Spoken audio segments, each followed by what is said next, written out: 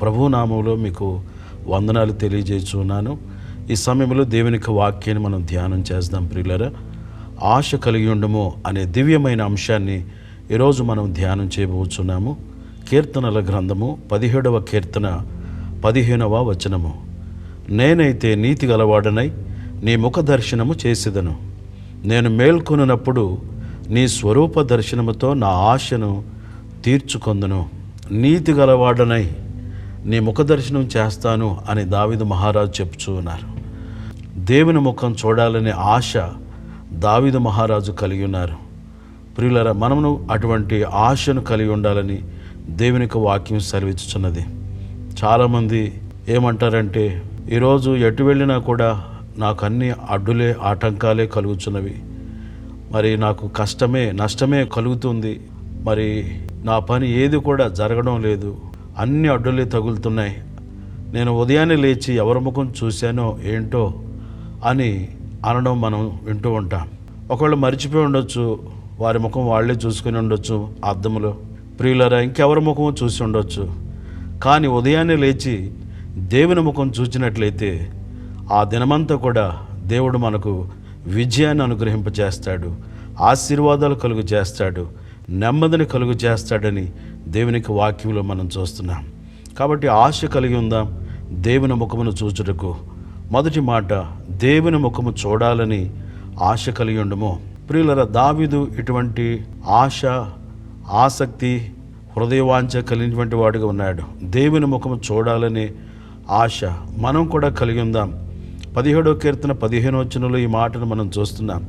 నేనైతే అంటున్నాడు, నీతి గలవాడనై నీ ముఖ దర్శనము చేసేదను. నేను మేల్కొనున్నప్పుడు నీ స్వరూప దర్శనముతో నా ఆశను తీర్చుకొందును. దేవుడు ప్రేమ స్వరూపి, ఆయన స్వరూపము ప్రేమ స్వరూపము. ప్రియులరా, నీతి స్వరూపుడుగా, మహిమా స్వరూపుడుగా ఆయన కనబడుచున్నాడు. ఆ యొక్క దేవునిని మనము ఉదయాన్నే లేచి ఆయన స్వరూప దర్శనముతో మనము ఆశను తీర్చుకొనవలసినటువంటి వారు ఉన్నాం. దావీదు ఆ విధంగా తన ఆశను తీర్చుకొనుచున్నట్లుగా వాక్యంలో మనం చూస్తున్నాం. అదే విధముగా ఉదయకాలంలో ప్రియులరా, యాకోబు దేవుని సన్నిధిలో పెనుగులాడుచు పెనుయేలులో ప్రార్థన చేస్తున్నాడు. రాత్రంతా ప్రార్థనలు గడిపాడు. ఉదయకాలంలో దేవుడు అతనితో మాట్లాడుచున్నాడు. నీ పేరేంటో చెప్పమన్నప్పుడు, అయ్యా నా పేరు యాకోబు అని చెప్పి ఎప్పుడైతే తన నిజస్థితిని, తన పేరును ఒప్పుకున్నాడో, యాకోబు అనగా మోసగాడు, నేను మోసగాడిని ఎప్పుడైతే ఒప్పుకున్నాడో పెనుయేలులో, దేవుడు అన్నాడు, ఇక మీదట నీ పేరు యాకోబు అనబడదు, ఇశ్రాయేలు అనబడునని చెప్పని దేవుడు యాకోబును ఇశ్రాయేలుగా మార్చి ఆశీర్వదించినట్లుగా వాక్యములో మనం చూస్తున్నాం. ఆదికాండము 32వ అధ్యాయము 30వ వచనములో, యాకోబు నేను ముఖాముఖిగా దేవుని చూచితిని, ఆయనను నా ప్రాణము దక్కినదని ఆ స్థలమునకు పెనుయేలు అను పేరు పెట్టెను. ప్రియులరా, పెనుయేలులో దేవుని ముఖదర్శనము చేసుకున్నాడు యాకోబు. యాకోబు జీవితం మారిపోయింది, ఇశ్రాయేలుగా మార్చబడ్డాడు, ఆశీర్వాదాలు పొందుకున్నాడు. నిజముగా మనం కూడా పెనుయేలు అనుభవం కలిగినటువంటి వారిగా మనం ఉండాలంటే ఉదయకాలమునే లేచి దేవుని సన్నిధిలో ఆయన ముఖదర్శనం చేసేవారికి ఉండాలి. పెనుయేలు అనే మాటకు ఫేస్ ఆఫ్ గాడ్ అని అర్థము, దేవుని ముఖము. మరొక అర్థము ప్రజెన్స్ ఆఫ్ గాడ్, దేవుని సన్నిధి. 90వ కీర్తన 8వ వచనములో, మా దోషములను నీవు నీ ఎదుట నుంచుకొని ఉన్నావు, నీ ముఖ కాంతిలో మా రహస్య పాపములు కనబడుచున్నవి. దేవుని ముఖము ఎప్పుడైతే మనం చూస్తామో ఆయన ముఖ కాంతిలో మన రహస్య పాపములు, ఎవరికి తెలియకుండా ఉన్నటువంటి ఆ రహస్య పాపాలు కూడా ఆ ముఖ కాంతిలో కనబడుచున్నట్లుగా వాక్యములో మనం చూస్తున్నాం. ప్రియులరు, ఎప్పుడైతే ఆయన ముఖము వైపు చూస్తామో మన పాపములు అవి కళ్ళకు కట్టినట్టుగా కనబడతాయి. అప్పుడు వెంటనే నేను పాపిని ప్రభువా అని దేవుని సందులో ఒప్పుకొని విడిచిపెట్టడానికి వీలవుతుంది. అలాగే యెషయా ప్రవక్త కూడా దేవుని దర్శనాన్ని చూస్తున్నప్పుడు, ఆయన ముఖ దర్శనం చేసుకున్నప్పుడు, అయ్యో నేను పాపిని అని చెప్పిన తన పాపములు ఒప్పుకున్నాడు. తన పాపముల విషయమై పశ్చాత్తాపడి ఆ విధంగా దేవుని ముఖ దర్శనము చేసి మన పాపముల విషయమై పశ్చాత్తాపము పొంది మన పాపములను విడిచిపెట్టినట్లయితే మనం నీతిమంతులుగా తీర్చబడతాం, మనం పరిశుద్ధులుగా మార్చబడతాం. యాకోబు ఇశ్రాయేలుగా మార్చబడ్డాడు. 48వ అధ్యాయంలో మనం చూసినట్లయితే ఆదికాండంలో 11వ వచనములో, ఇశ్రాయేలు యోసేపుతో, నీ ముఖము చూచెదనని నేను అనుకొనలేదు, కానీ నీ సంతానమును దేవుడు నాకు కనపరిచి ఉన్నాడు అని చెప్పుచున్నాడు. యోసేపు ముఖాన్ని నేను చూస్తాను అని అనుకోలేదు ఇశ్రాయేలు, కానీ దేవుడు చూచేటట్టుగా చేశాడు. యోసేపును చూచేటట్టుగా చేశాడు. దేవుని ముఖం చూచినటువంటి ఇశ్రాయేలు, ప్రియులరా, నేను చూడనేమో ఇక నా కుమారుని ముఖం అనుకున్నటువంటి ఆ యొక్క వ్యక్తి జీవితంలో నా దుఃఖమంతా కూడా దేవుడు తొలగించి ఆ కుమారుని ముఖము చూచేటట్టుగా చేసి, కుమారుని చూడడమే కాకుండా ఆ కుమారునికి పుట్టినటువంటి 2 కుమారులను కూడా, మనష్షే, ఎఫ్రాయిములను చూడడానికి దేవుడు సహాయం చేసి ఉన్నాడు. వారిని చేతులెత్తి దగ్గరికి తీసుకుని వారిని ఆశీర్వదించడానికి దేవుడు తన కృప చూపి ఉన్నాడు.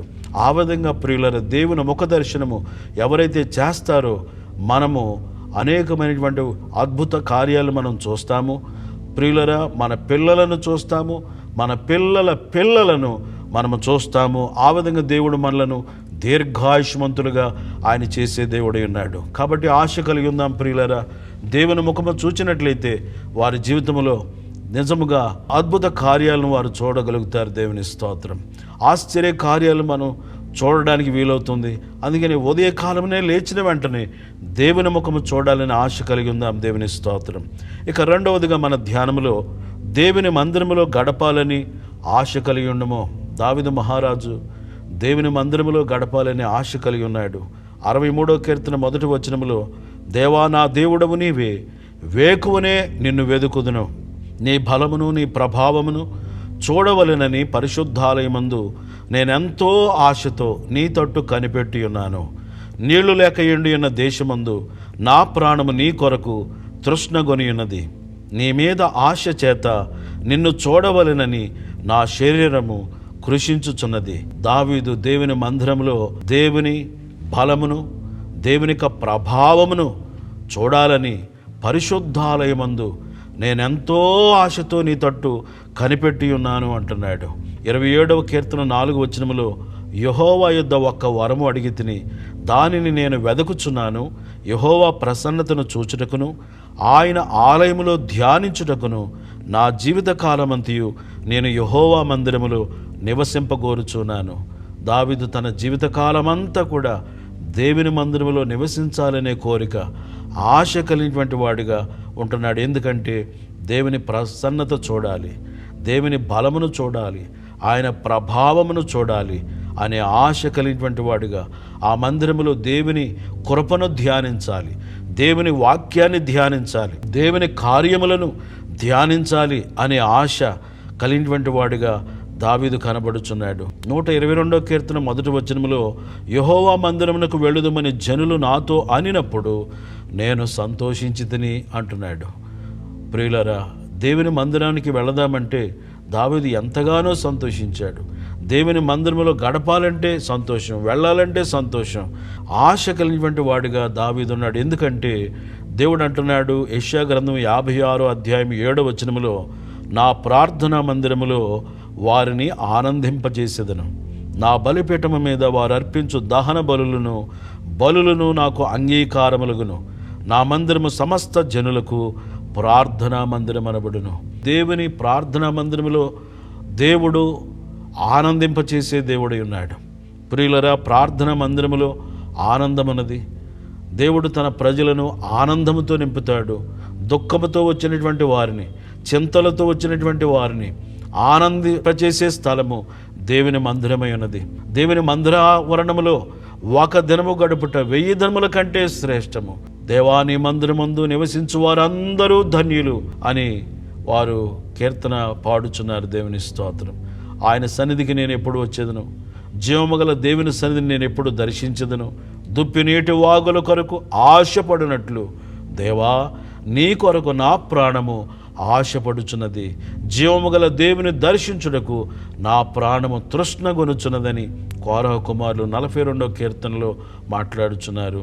దావీదు అంటాడు, నీ మందిరములో నా జీవితకాలమంతా కూడా నీ మందిరములో నివసించాలని నేను కోరుచున్నాను అని చెప్పని అంటున్నట్లుగా వాక్యంలో మనం చూస్తున్నాం. ప్రియులరా, మందిరములో ఆనంద ప్రవాహమున్నది, వాక్యమున్నది. ఆ వాక్య ప్రవాహములోనిది ఆయన మనకు త్రాగించే దేవుడుగా ఉన్నాడని వాక్యంలో మనం చూస్తున్నాం. ఇక మూడవ మాట మన ధ్యానంలో, దేవుని మాటలు వినాలనే ఆశ కలిగి ఉండము. 119 కీర్తన 74 వచనములో దావీదు మహారాజు అంటున్న మాట, నీ వాక్యము మీద నేను ఆశ పెట్టుకుని ఉన్నాను, నీ యందు భయభక్తుల వారు నన్ను చూచి సంతోషింతురు. నీ వాక్యము మీద నేను ఆశ పెట్టుకుని ఉన్నాను. ఎందుకంటే దేవుని యొక్క వాక్యము ప్రియులరా బలమైనది, జీవము గలది, సృష్టించే వాక్యము, రక్షించే వాక్యము, స్వస్థపరిచే వాక్యము, విడిపించే వాక్యము, నడిపించే వాక్యము, అద్భుతమైన వాక్యము. ఈ జీవ వాక్యమును వినాలనే ఆశ, చదవాలనే ఆశ, వాక్యము వినాలనే ఆశ కలిగి ఆయన మాట వినాలని, ఆయన మాటల కొరకు ఆశ కలిగి ఉన్నట్లుగా వాక్యంలో మనం చూస్తాం. 119 కీర్తన 81 వచనములో, నీ రక్షణ కొరకు నా ప్రాణము సొమ్మసిల్లుచున్నది, నేను నీ వాక్యము మీద ఆశ పెట్టుకుని ఉన్నాను అంటాడు. అలాగే 114 వచనములో, నాకు మరుగుచోటు నా కేడము నీవే, నేను నీ వాక్యము మీద ఆశ పెట్టుకుని ఉన్నాను. 147 వచనములో, తెల్లవారుక మునిపే మొరపెట్టి తిని నీ మాటల మీద నేను ఆశ పెట్టుకుని ఉన్నాను. దేవా, ఈరోజు నాతో మాట్లాడు ప్రభువా అని ఆశతో ప్రార్థన చేసేవారిగా దావీదు వలె మనం ఉండాలని దేవునికి వాక్యం సెలవిచ్చుచున్నది. ప్రియులారా, ఆశ ఉన్నదా? ఆశ ఉంటే దేవుడు ఆశ గల ప్రాణమును ఆయన తృప్తిపరుస్తాడు. దేవుని స్తోత్రం. దేవుని మాటలు వినాలని ఆశ ఉన్నదా?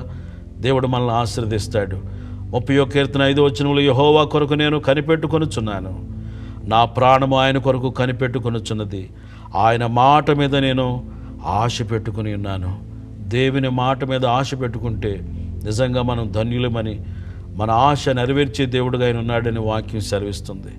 143:6 కీర్తనల గ్రంథంలో, నీ తట్టు నా చేతులు చాపుచున్నాను, ఎండిపోయిన భూమి వలె నా ప్రాణము నీ కొరకు ఆశపడుచున్నది అంటున్నాడు.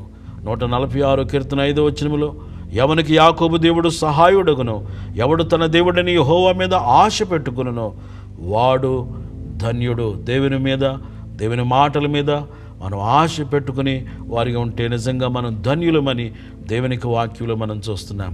ఆయన చూడాలనే ఆశ, ఆయన మందిరంలో గడపాలనే ఆశ, ఆయన మాటలు వినాలనే ఆశ. 4వదిగా దేవుని మాటలు చెప్పాలనే ఆశ కలిగి ఉండము. దేవుని మాటలు విన్నటువంటి మనము విని వాటిని వ్రాసుకొని వాటిని హృదయంలో భద్రము చేసుకొని ఆ వాక్యాన్ని ధ్యానిస్తూ ఆ వాక్యాన్ని మనము అనుసరిస్తూ ఇతరులకు చెప్పాలనే ఆశ మనం కలిగినటువంటి వారిగా ఉండాలి. ప్రియులారా, కీర్తనల గ్రంథము 78 కీర్తన మొదటి 4 వచనాలు మనం చూసినట్లయితే, నా జనులారా నా బోధకు చెవియొగ్గుడి, నా నోటి మాటలకు చెవియొగ్గుడి, నేను నోరు తెరచి ఉపమానము చెప్పెదను, పూర్వకాలపు గూఢవాక్యములను నేను తెలియజెప్పేదను, మాకు తెలిసిన సంగతులను, మా పితరులు మాకు వివరించిన సంగతులను చెప్పెదను. యెహోవా స్తోత్రార్హ క్రియలను, ఆయన బలమును, ఆయన చేసిన ఆశ్చర్య కార్యములను దాచకుండా వాటిని వారి పిల్లలకు మేము చెప్పెదము. దేవుని మాటలు ఇతరులకు తెలియజేయాలనే ఆశ, ప్రచురపరచాలనే ఆశ, ప్రకటించాలనే ఆశ మనమును కలిగి ఉందాం. దేవుని స్తోత్రం. 71 కీర్తన 18 వచనములో, దేవా, వచ్చు తరమునకు నీ బాహుబలమును గూర్చి, పుట్టబో వారికి అందరికీ నీ శౌర్యమును గూర్చి నేను తెలియజెప్పినట్లు తల నెరిసి వృద్ధుడనయుండు వరకు నన్ను విడవకము అని దావీదు మహారాజు ప్రార్థన చేయుచున్నాడు. పుట్టబో వారికి అందరికీ నీ శౌర్యమును గూర్చి నేను తెలియజెప్పినట్లు అంటున్నాడు. ఇంకా పుట్టలేదు, పుట్టబో వారికి కూడా నీ మాటలు చెప్పాలి అనేటువంటి ఆశ దావీదు మహారాజు కలిగి ఉన్నాడు. దేవుని స్తోత్రం. అందుకని నేను తల నెరిసి వృద్ధుడనయుండు వరకు నన్ను విడవకుము ప్రభువా అంటున్నాడు. చిన్న పిల్లలకు దేవుని మాటలు చెప్పాలనే ఆశ దావీదు మహారాజు, కీర్తనీయుడైనటువంటి దావీదు ఇటువంటి ఆశ కలిగినట్లుగా వాక్యలు మనం చూస్తున్నాం. చాలామంది చిన్నపిల్లలకు నేను ఎందుకు చెప్తాను అని చెప్పి చిన్న చూపు చూస్తారు. మనం చిన్న చూపు చూడకూడదు. మన చిన్నపిల్లలకు మనము దేవునికి మాటలు చెప్పాలని ఆశ కలిగి ఉండాలి. బాలుడు నడవలసిన త్రోవను వానికి నేర్పము, వాడు పెద్దవాడైనప్పుడు దాని నుండి తొలగిపోడని దేవునికి వాక్యము సెలవిచ్చుచున్నది. కానీ దావీదు కలిగినటువంటి గొప్ప ఆశను, తన హృదయవాంఛను మనం చూస్తున్నాం. ప్రియులరా, 4 మాటలు ఈరోజు మనం ధ్యానం చేసి ఉన్నాము. ఆశ కలిగి ఉండము అనే దివ్యమైన అంశాన్ని ఈరోజు దేవుడు మనకు బయలుపరిచినారు. దేవుని ముఖము చూడాలని ఆశ కలిగి ఉండము. మొదటిగా ప్రియులరా, తెల్లవారుజామున లేచిన వెంటనే దేవుని ముఖము చూడాలని ఆశ కలిగి ఉందాం. ఇక రెండవదిగా దేవుని మందిరములో గడపాలని ఆశ కలిగి ఉందాం. దేవుని స్తోత్రం. ఇక మూడవదిగా దేవుని మాటలు వినాలని ఆశ కలిగి ఉందాం. నాలుగవదిగా విన్నటువంటి ఆ మాటలను, దేవుని మాటలు ఇతరులతో చెప్పాలని ఆశ కలిగినటువంటి వారికి ఉంటే దేవుని మాటలే మాట్లాడుతాం. ఎక్కడికి వెళ్ళినా యేసయ్య మాటలే మాట్లాడుదాం. ఆయన గురించి సాక్ష్యం ఇస్తూ, ఆయన గురించి మాట్లాడుతూ, ఆయన గురించి ప్రచురపరిచేవారిగా మనం ఉండాలి. అనేక మంది ఆత్మలను ప్రభు కొరకు సంపాదించేవారిగా, మరలా మనతో పాటు దేవుని మందిరమునకు వారిని తీసుకుని వచ్చేవారిగా మనం ఉండాలి. ప్రియులరా, ఇట్టి కృప దేవుడు మనందరికీ దయచేయునుగాక.